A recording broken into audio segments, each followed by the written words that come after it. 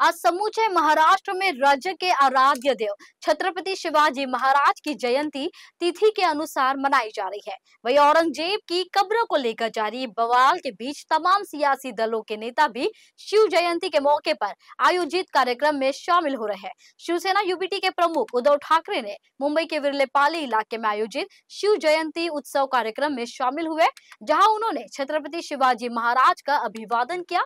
वही मनसे प्रमुख राज ठाकरे मुंबई के छत्रपति शिवाजी महाराज पार्क में आयोजित शिव जयंती उत्सव में शामिल हुए।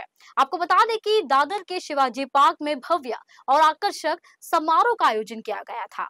वही महाराष्ट्र के सीएम देवेंद्र फडणवीस की बात करें तो वो शिव जयंती के मौके पर मुंबई से सटे ठाणे जिले के भिवंडी पहुंचे थे, जहां उन्होंने आराध्य देव छत्रपति शिवाजी महाराज का अभिवादन किया।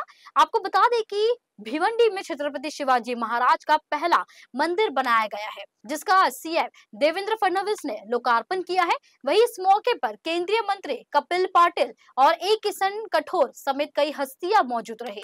आपको बता दें कि इस मंदिर की ऊंचाई 56 फीट है और इसे 1 एकड़ में बनाया गया है।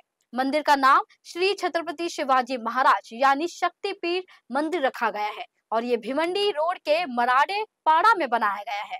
इसका अनावरण आज इसलिए किया गया क्योंकि हिंदी तिथि के अनुसार आज छत्रपति शिवाजी महाराज की जयंती है।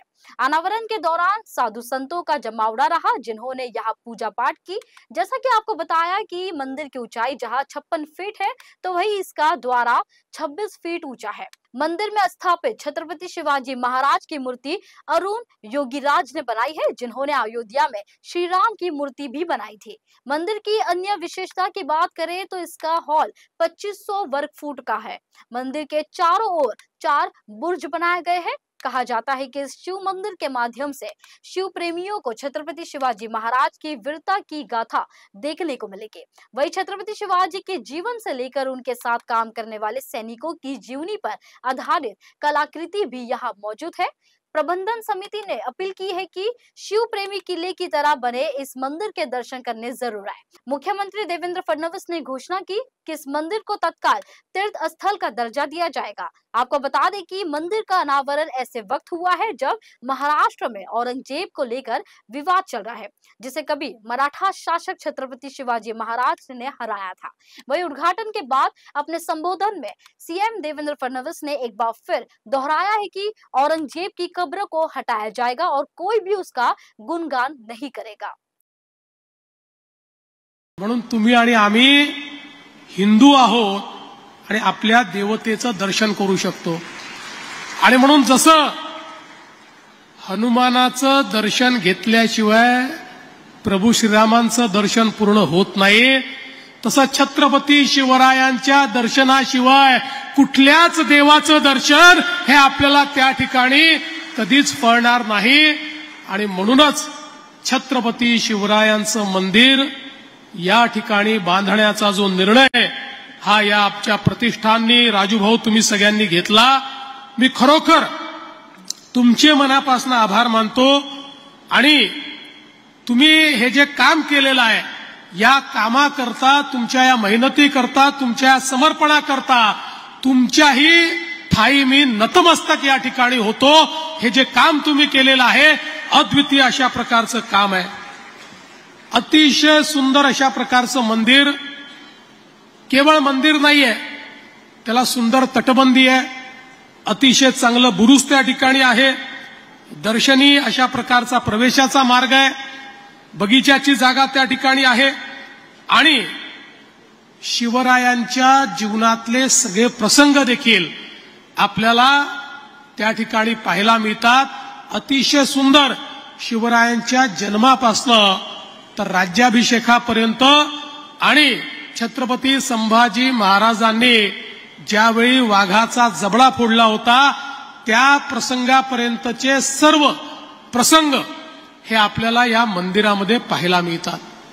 आणि याचा उल्लेख झाला की छत्रपती शिवरायांसोबत महाराष्ट्राची कुलस्वामिनी आई तुळजाभवानी देखील आहे आणि राष्ट्रमाता राजमाता आई जिजाऊ मासाहेब देखील आहेत। त्यामुळे खऱ्या अर्थानं हे राष्ट्र मंदिर आहे असं जर मी म्हटलं तर ते चुकीचं ठरणार नाही। हे राष्ट्र मंदिर या ठिकाणी निर्माण झालेलं आहे की ज्यातनं एक मोठी प्रेरणा ही आपल्या सगळ्यांना मिळणार आहे. आज यातनं एक संदेश निश्चितपणे जातोय की या देशामध्ये महिमा मंडन होईल तर ते छत्रपती शिवरायांच्या मंदिराचं होईल, औरंगजेबाच्या कबरीचं होणार नाही. हे देखील या निमित्ताने लक्षात घेतलं पाहिजे.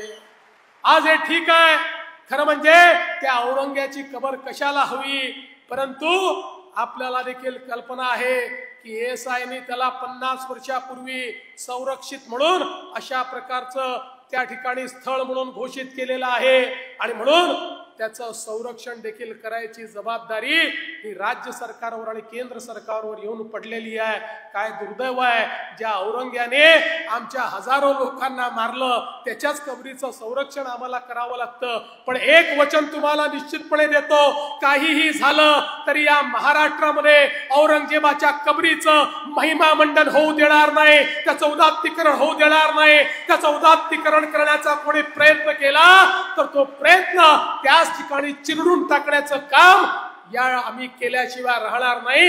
हे वचन छत्रपती शिवरायांच्या या मंदिराच्या समोर आपल्या सर्वांना मी देतो. आज या निमित्ताने खरं म्हणजे आपण मला आजच्या पवित्र दिनी एवढी मोठी संधी दिली त्याबद्दल मी आपले मनापासून आभार मानतो. खर तर राजू भाऊ तुमचे आणि कैलास महाराज निश्चिते तुमचे आणि तुमच्या संपूर्ण टीमचे किती आभार मानावे तेवढे कमी आहेत. हे पुण्य कार्य करण्याची संधी तुम्ही मला दिली त्याबद्दल तुमचे शतशः आभार मानतो आणि माझं